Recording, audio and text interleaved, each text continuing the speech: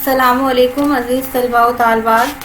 ہمارے نصاب میں ایک افسانہ شامل ہے جس کا عنوان ہے جانی دشمن. جانی دشمن کی مصنفہ جو ہیں وہ عصمت چغتائی ہیں. عصمت چغتائی جو ہیں وہ اردو میں بحیثیت افسانہ نگار، بحیثیت خاکہ نگار اور بحیثیت ناول نگار جانی جاتی ہیں. انہوں نے اس کے علاوہ مختلف فلموں کی کہانیاں بھی تحریر کی. 10 بہن بھائیوں میں یعنی 6 بھائیوں اور 4 بہنوں میں ان کا 10واں نمبر تھا. گھر میں سب سے چھوٹی تھی اور عام طور پر بچپن ہی سے انہوں نے لڑکوں کے کھیل کھیلے، پتنگ بازی کی، بنٹے کھیلے. تو ان کے اندر ایک بغاوت کے جذبات جو ہیں وہ شروع ہی سے تھے. یہی وجہ ہے کہ جس وقت وہ یعنی تعلیم حاصل کرنے کے لیے اسکول اور کالج گئیں تو انہوں نے پردہ کرنے سے صاف انکار کر دیا. ان کے یعنی تحریروں میں ہم ایک چیز جو دیکھتے ہیں جو ہمیں نظر آتی ہے وہ یہ ہے کہ انہوں نے تمام معاشرتی اور سماجی برائیوں کی یعنی بالکل حقیقت پسندانہ نقطہ نظر سے عکاسی کی ہے. ان کو اردو کی باغی افسانہ نگار بھی کہا جاتا ہے اور انہوں نے کئی ایسے افسانے لکھے ہیں کہ جو اردو ادب میں آج بھی ایک شاہکار کا درجہ رکھتے ہیں. ان کے مشہور افسانوں میں چوتھی کا جوڑا، ننی کی نانی، لحاف اور بچھو پھپھی وغیرہ جو ہیں وہ نمائندہ حیثیت رکھتے ہیں. ان کے مشہور ناولوں میں معصومہ، ضدی اور ٹیڑھی لکیر جو ہیں وہ نمایاں ہیں یا نمائندہ ناول ہے. اس کے علاوہ انہوں نے کئی شخصیات کے خاکے بھی لکھے. مشہور افسانہ نگار سعادت حسن منٹو کا خاکہ لکھا انہوں نے جو کہ بہت مشہور ہوا. اس کے علاوہ ان کا سب سے اچھا عمدہ یا شاہکار خاکہ جو ہے وہ ہے عظیم بیگ چغتائی کی شخصیت پہ انہوں نے لکھا تھا وہ خاکہ جس کا عنوان تھا دوزخی. عظیم بیگ چغتائی جو ہیں عصمت چغتائی کے بڑے بھائی تھے اور انہوں نے دوزخی کے نام سے جو خاکہ لکھا ہے اس حوالے سے اکثریت کا کہنا یہ ہے کہ وہ ایک شاہکار خاکے کا درجہ رکھتا ہے. عصمت چغتائی جو ہے اپنے یعنی ناولوں میں جو ہے وہ اپنے افسانوں میں اپنے ناولوں میں جو ہے وہ معاشرتی حقائق کی بھرپور طریقے سے عکاسی کرتی ہیں. ان کے افسانوں کے مجموعے کلیاں، ایک بات، چوٹیں، 2 ہاتھ، چھوئی موئی، بدن کی خوشبو، آدھی عورت اور آدھا خواب کے نام سے منظر عام پر آئے. ایک افسانہ کیونکہ زندگی کے مختلف پہلوؤں کی عکاسی کرتا ہے تو اس افسانے میں بھی ہم دیکھتے ہیں افسانہ جانی دشمن میں کہ عصمت چغتائی نے ایک بڑے اہم معاشرتی مسئلے کی جانب اشارہ کیا ہے. ہمارے یہاں یعنی ایک لاڈلی چہیتی بیٹی کی ہر خواہش پوری کی جاتی ہے لیکن جب جیون ساتھی کے انتخاب کا مسئلہ درپیش ہوتا ہے تو اس وقت والدین اس کی رائے کو کوئی اہمیت نہیں دیتے بلکہ اس وقت ان کی خواہش یہ ہوتی ہے کہ لڑکی ان کی مرضی سے شادی کر لے. اس افسانے کا ایک پہلو تو یہ ہے. دوسرا پہلو یہ ہے کہ بعض اوقات کچھ لوگ جو ہیں اگر بالکل اخلاص سے دوسروں کے کام آنے کی کوشش کرتے ہیں تو اس اخلاص کی وجہ سے وہ اس اخلاص یا اس خلوص کا بدل جو ہے ان کو بہت کچھ مل جاتا ہے. ہمارے اس افسانے کا مرکزی کردار جو ہے وہ عالیہ ہے. اب یہاں میں افسانہ پڑھوں گی تو اس افسانے میں آپ دیکھیے گا کہ یہ معاشرتی زندگی کے حقائق کی بڑی بہترین عکاسی کر رہا ہے. اس میں طبقہ اعلیٰ کے حوالے سے بھی بیان ہے اور متوسط یا مڈل کلاس گھرانے سے تعلق رکھنے والی لڑکی کے حوالے سے بھی بیان ہے. یہاں میں افسانہ جو ہے اس کی بلند خوانی شروع کر رہی ہوں اور پہلا کردار جو ہے ہمارا عالیہ کا ہے. اس حوالے سے جتنی چیزیں آئیں گی میں یہاں بلند خوانی کر کے اور پھر جہاں وضاحت کی ضرورت ہوگی اس کی وضاحت بھی کروں گی. عالیہ نے حیرت سے پرچے کو دوبارہ پڑھا. خالہ جان نے اسے بلایا تھا. وہ اس کی خالہ خاک بھی نہ تھیں. وہ اپنی سہیلیوں کی ماؤں نانیوں سے ایسے ہی خالہ، چچی، پھپھی کا رشتہ لگا لیا کرتی تھی. اس نے کچھ عادت ہی رشتہ جوڑ قسم کی پائی تھی. کالج میں قدم رکھتے ہی جو بہناپے کرنا شروع کیے تو معلوم ہوا کہ اپنی کلاس کی لڑکیاں تو خیر تھیں ہی، گھٹنا پھوڑے کی ہر کلاس میں دوستی اور رشتے کا بیج بو ڈالا اور تو اور استادوں سے بھی بابا آدم کے رشتے سے میل جول بڑھا لیا. پھل لیے چلی آ رہی ہیں، ساڑیاں کڑوائے دیتی ہیں، سویٹر بن رہی ہیں اور دعوتوں کا تو کوئی ٹھکانہ نہیں. آج نیاز ہے، تو کل کسی بھائی بھتیجے کا مونڈن یا سالگرہ، کبھی دور دراز کے رشتہ داروں کی شادی کے روٹے بانٹتی پھر رہی ہیں، تو ساتھ ساتھ دلہن دلہا دونوں کی طرف سے شرکت کے لیے اصرار کیے جاتی ہیں۔ جو جل کر انہیں چڑھاتا وہ انتقاماً اسی کے گلے پڑ جاتی اور اتنی شدید دوستی کر کے چھوڑتی کہ توبہ۔ کسی کو جھوٹی حاضری لگوانی ہے، آپ سینہ سپر، کسی کو اپنے یار غار سے ملنا ہے، آپ ادھر ادھر کے ناطے جوڑ جاڑ، اپنے گھر میں دونوں کو بلانے پر بضد۔ کہیں چندہ جمع ہو رہا ہے، عالیہ بٹیا سب سے آگے، ارے بھائی تم ٹھہری سنی جماعت، شیعہ لڑکیوں کی مجلس سے واسطہ، ارے اللہ قسم بڑا مزہ آئے گا۔ مسرور فاطمہ کیا نوحے پڑتی ہے کہ کلیجہ ہل ہل جاتا ہے۔ تو اب ہولی اور دیوالی بھی مناؤ گی؟ لوگ پوچھتے۔ کیوں نہیں جی، ہمیں دیے اچھے لگتے ہیں، اور ہولی میں اللہ قسم پچھلے سال نصیر بھیا نے ڈامر مل دی تھی، اف میری تو ساری چوٹی چھپک کر جونا ہو گئی تھی، کئی گھنٹوں مٹی کے تیل سے اور نہ جانے کس کس سے گھسائی کی، مگر ہفتے بھر تک بھتنیوں کی شکل سے پھری، ساری چوٹی غارت ہو گئی۔ وہ ایسے چٹخارے لے کر بیان کرتی جیسے بھتنیوں کسی شکل لیے پھرنا اور چوٹی غارت کروا بیٹھنا ہی مقصد زندگی ہو۔ اور کرسمس کے موقع پر عالیہ بٹیا سارے بورڈنگ کو سر پر اٹھا لیتی، دنیا بھر کا سامان سارے محلے سے مانگ تانگ کر جوڑتی اور اپنے ساتھ دوسروں کو بھی بوکھلا لیتی۔ پریزنٹ بن رہے ہیں، ہال سجایا جا رہا ہے، نشاط ہاسٹل سے لے کر میتری بھون تک گھوڑے کی چال دوڑے چلی جا رہی ہیں، کپڑوں کی پوٹلیاں لیے بکٹٹ بھاگ رہی ہیں۔ اے بھائی بیبی کرائسٹ کے لیے پنگوڑا کتنا سڑا ہوا ہے، اللہ کوئی پنی منگوا دو، ذرا اپنے تکیے سے سانتا کلاس کی داڑھی کے لیے روئی دے دو۔ جس کا جی چاہے عالیہ بٹیا کو بے وقوف بنا کر الو سیدھا کر لے، جس کا جی چاہے پھسلا کر جو چیز چاہے مانگ لے۔ امتحان کے زمانے میں ساری کتابیں، نوٹس اور پیپر دوسرے مانگ لے جاتے، یہ لائبریری میں کتابوں سے سرمار رہی ہیں۔ ایک دفعہ تو کسی کو سوال حل کر کے دیتی ہوئی پکڑی گئی، اگر دوسری کوئی ہوتی تو اسی وقت امتحان کے حال سے نکال باہر کی جاتی۔ عالیہ بٹیا نے اپنی صاف نتھری ہوئی حیرت زدہ آنکھوں سے کچھ ایسے دیکھا کہ نگرانی کرنے والی ٹیچر مسکرا کر مڑ گئی۔ عالیہ بٹیا تو باولی تھیں اور اس باولے پن کی جتنی سزا انہیں ملتی کم تھی، اپنی فیس لاتی، مگر کوئی لڑکی بصورتی کہ منی آرڈر نہیں آیا، بڑی مصیبت ہے، یہ جھٹ اس کی فیس دے دیتی۔ پتہ نہیں انہیں تنبیہ کی جاتی تھی کہ نہیں، کبھی پرنسپل کے دفتر سے منہ لٹکائے تو نکلتی دیکھی نہیں گئیں۔ اور یہ نہیں کہ عالیہ بٹیا کوئی رئیس لکھپتی کی بیٹی تھیں، یتیم تھیں اور ماموں کے گھر رہتی تھیں، وظیفوں سے تعلیم گھسٹ رہی تھی، مگر دل تھا کہ معاذ اللہ جیسے گنگا جمنا کا سنگم، کم بخت کی حماقتوں پر پیار آتا تھا۔ اب یہ تو ہو گیا ہمارا عالیہ کا کیریکٹر۔ یہاں ہمیں یعنی اس کیریکٹر یا اس کردار کے حوالے سے سن کر اندازہ ہو رہا ہے کہ عالیہ جو ہے وہ انتہائی مخلص اور دوسروں کے کام آنے والی لڑکی ہے، ہر ایک سے دوستی کر لیتی ہیں، ان کی پی آر بہت اچھی ہے، اور یعنی ان کا شوق ہے لوگوں کے کام آنا۔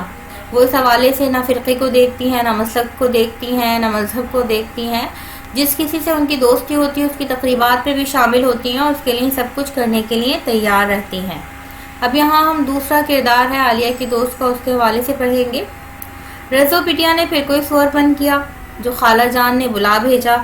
عالیہ بٹیا پریشان ہو کر سوچنے لگیں۔ رضیہ اتنی ہی بذات تھی جتنی یہ بھولی تھی، نہایت خود غرض، بے حد اکلوتی اور لاڈلی، اماں ابا کی زندگی کا سہارا، دادا دادی کی آنکھوں کی ٹھنڈک، ننیال کی لاڈو بگاڑی، دولت کے نشے میں غرق۔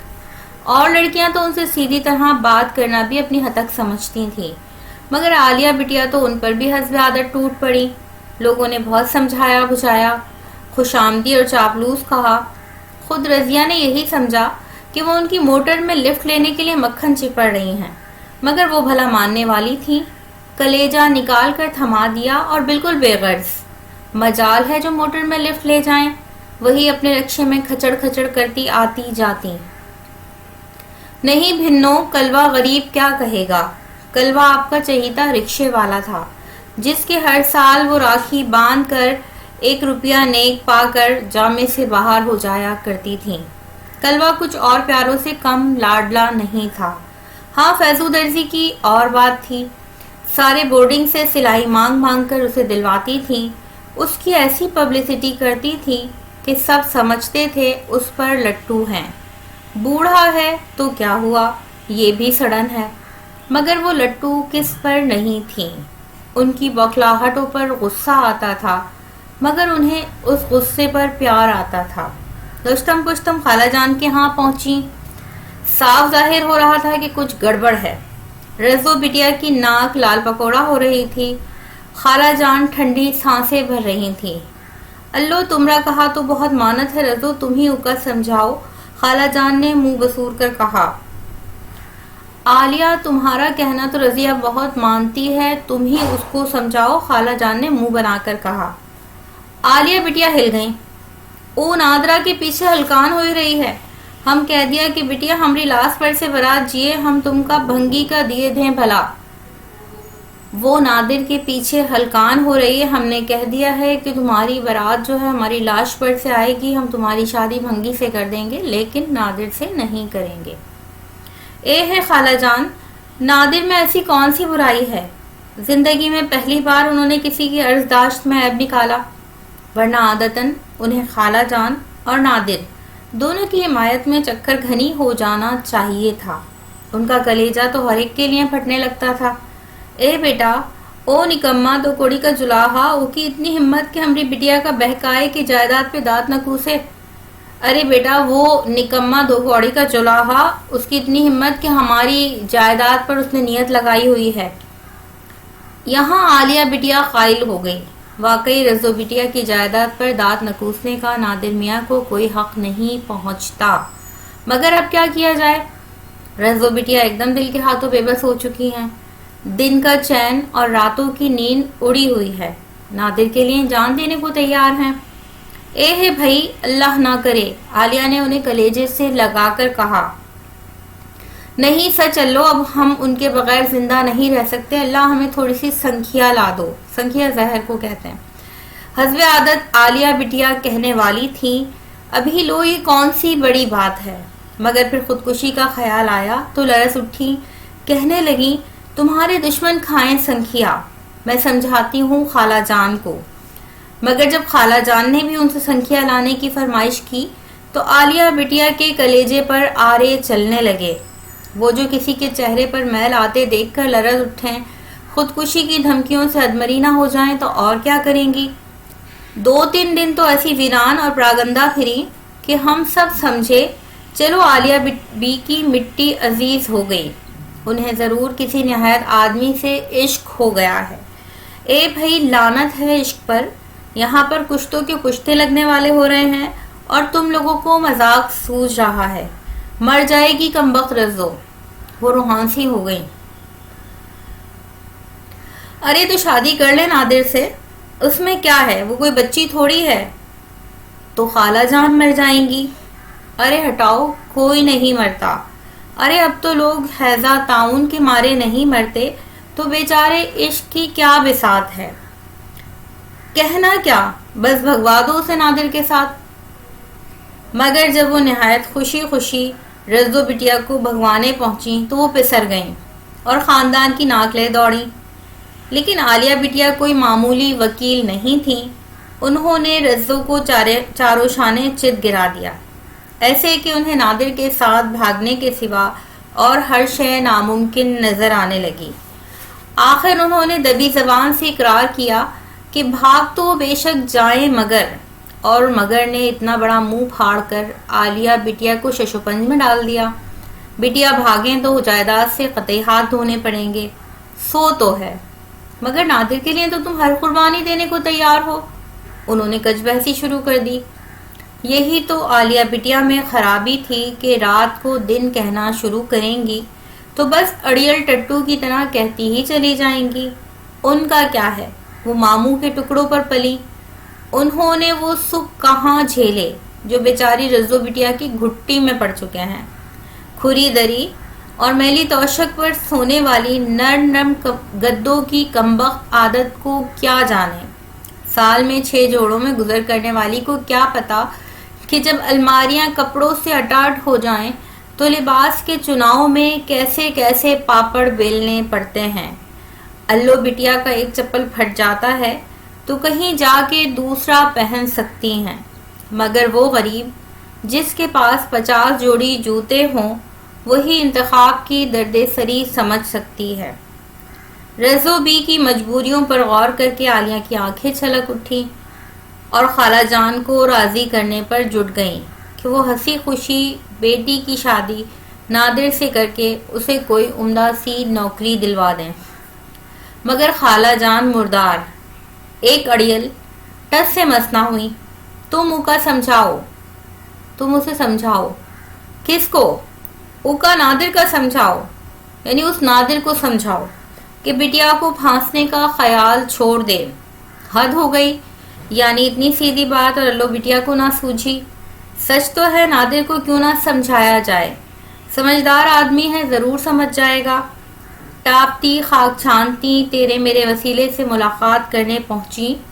خالہ جان کی حالت زار کا دردناک نقشہ کھینچا، مگر وہ ظالم نہ پسیجا. بس یہی کہے گیا، وہ جہالت کا زمانہ گیا جب والدین اولاد پر ظلم کیا کرتے تھے. یوں نہ کہیے، عالیہ نے آنکھوں میں آنسو بھر کے کہا. والدین اور ظلم، حالانکہ انہیں والدین سے کبھی پالا نہ پڑا تھا. بچپن ہی میں انہیں دونوں لاوارث چھوڑ گئے تھے. ایک دھندلی سی یاد باقی تھی، لامتناہی پیار اور شفقت کا ایک مٹا مٹا سا عکس دماغ کے کسی نرم و نازک حصے پر اپنا داغ چھوڑ گیا تھا. آپ کے والدین آپ پر سختی نہیں کرتے؟ والدین سختی کیسے کر سکتے ہیں؟ حالانکہ میرے والدین جب میں ذرا سی تھی جب ہی انتقال کر گئے. ہاں، بس یہی ایک ظلم انہوں نے مجھ پر کیا کہ مجھے اپنی سختیوں سے محروم کر دیا. اوہ، مجھے بڑا افسوس ہے. پھر بڑے جوش و خروش سے وہ رضیہ اور خالہ جان کی وکالت کرنے لگیں. آپ رضیہ کی بہن ہیں؟ نادر نے پوچھا. بہن ہی سمجھ لیجئے. سمجھ لینے کی بھی اچھی کہی، گویا آپ ہیں نہیں تو پھر آپ کا ان سے کیا رشتہ ہے؟ وہ میری کلاس میٹ ہے، بہن سے بھی بڑھ کر. اور ان کی اماں خالہ سے بھی بڑھ کر؟ جی. آپ کی کوئی سگی خالہ ہیں؟ جی نہیں، مگر ہوتی تو. او، سمجھا.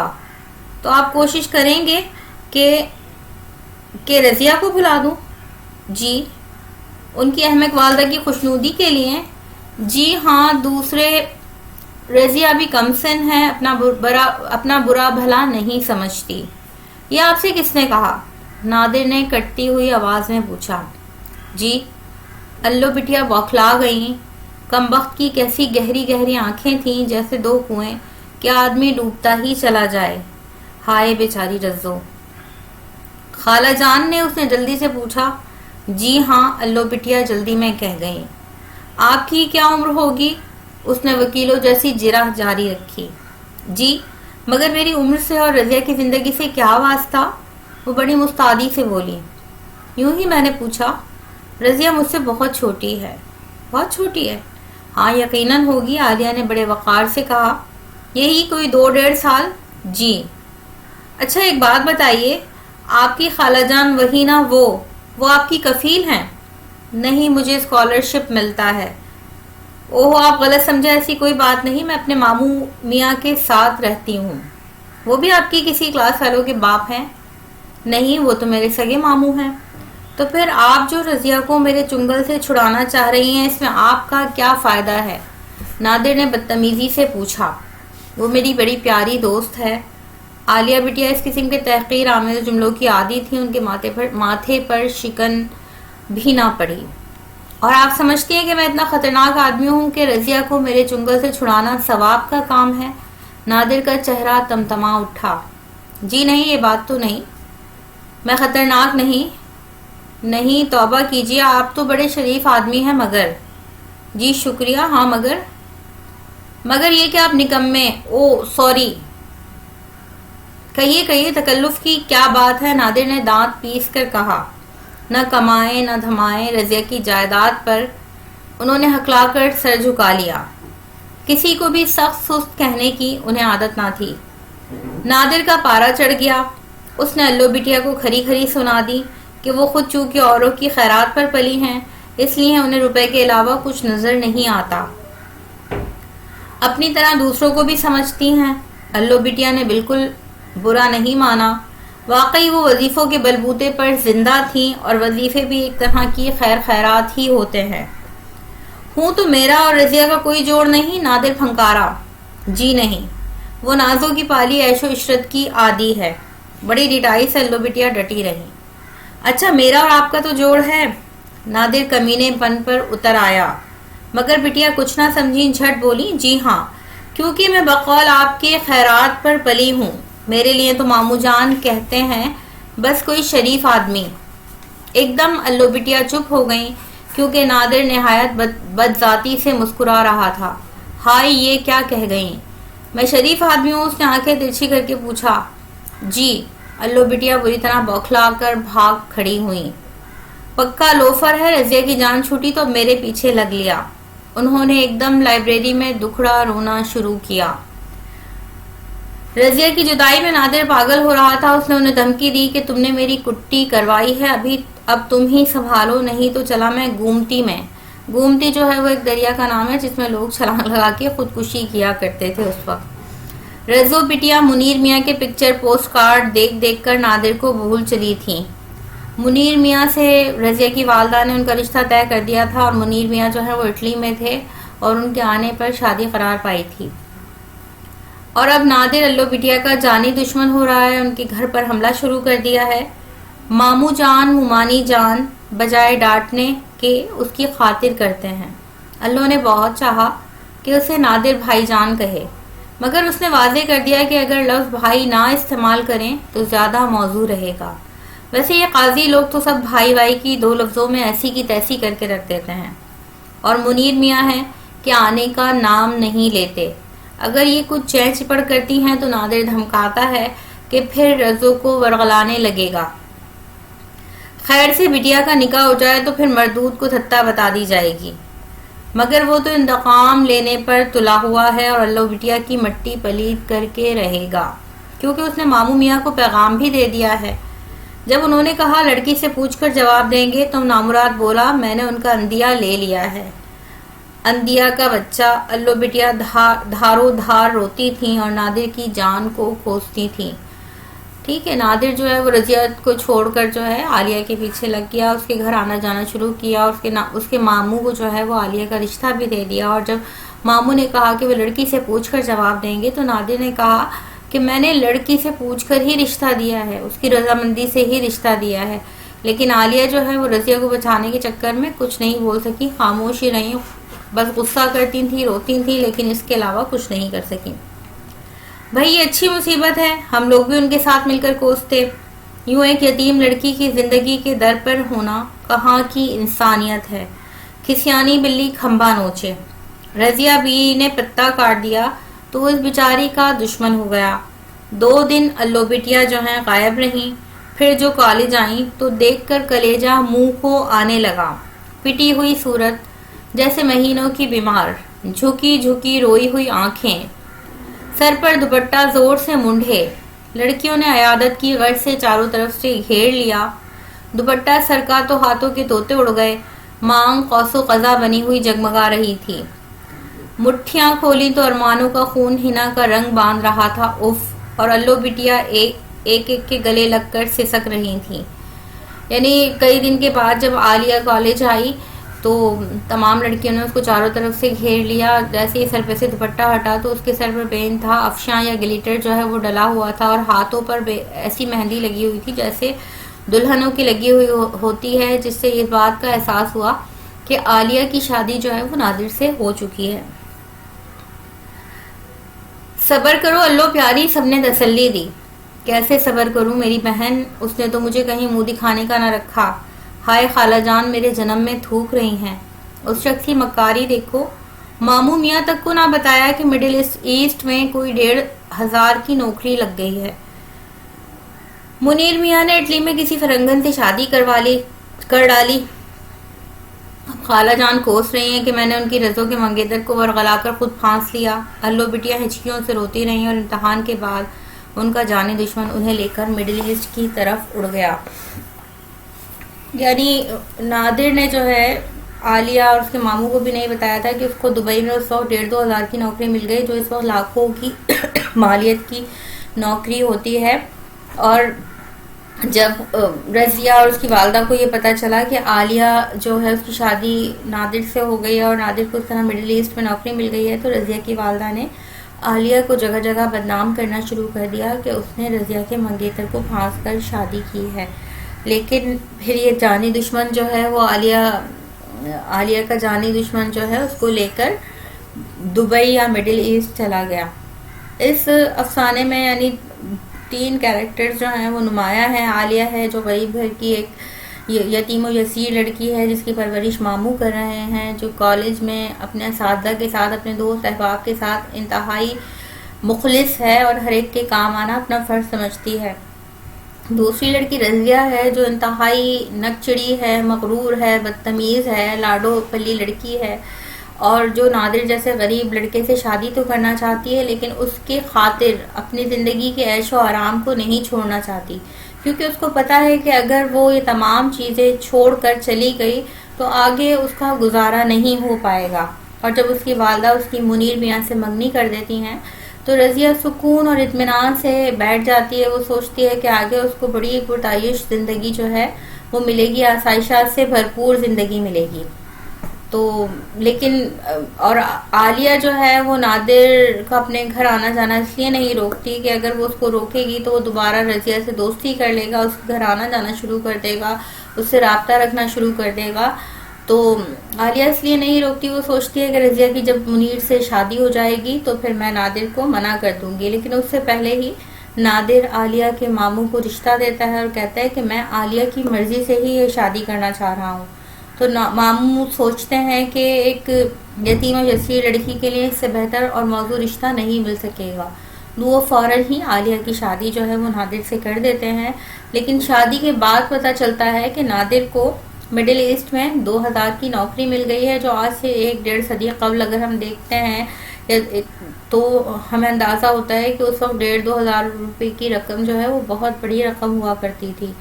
یہی وجہ تھی کہ جب رضیہ کی والدہ اور ان کو یہ پتہ چلتا ہے کہ عالیہ کی شادی نادر سے ہو گئی اور نادر کو دبئی میں نوکری مل گئی ہے 1,500-2 ہزار روپے کی، تو ان کو بے انتہا افسوس ہوتا ہے کہ انہوں نے ایک نادر موقع ضائع کر دیا ہے. عام طور پر افسانے کا خلاصہ جو ہے وہ پیپر میں دیا جاتا ہے، اور افسانے کا خلاصہ جو ہے وہ کسی بھی سبق کا 1/3 ہونا چاہیے. اور امید ہے کہ یہ افسانہ سن کر یقیناً آپ اس موضوع تک پہنچ چکے ہیں یا اس سبق تک پہنچ چکے ہیں جس کے تحت عصمت چغتائی نے یہ افسانہ لکھا ہے کہ لڑکیوں کو ہر طرح کی آزادی دینے کے باوجود جو ہے ماں باپ ان کو جیون ساتھی کے انتخاب میں آزادی دینے کے لیے تیار نہیں ہیں. بہت شکریہ.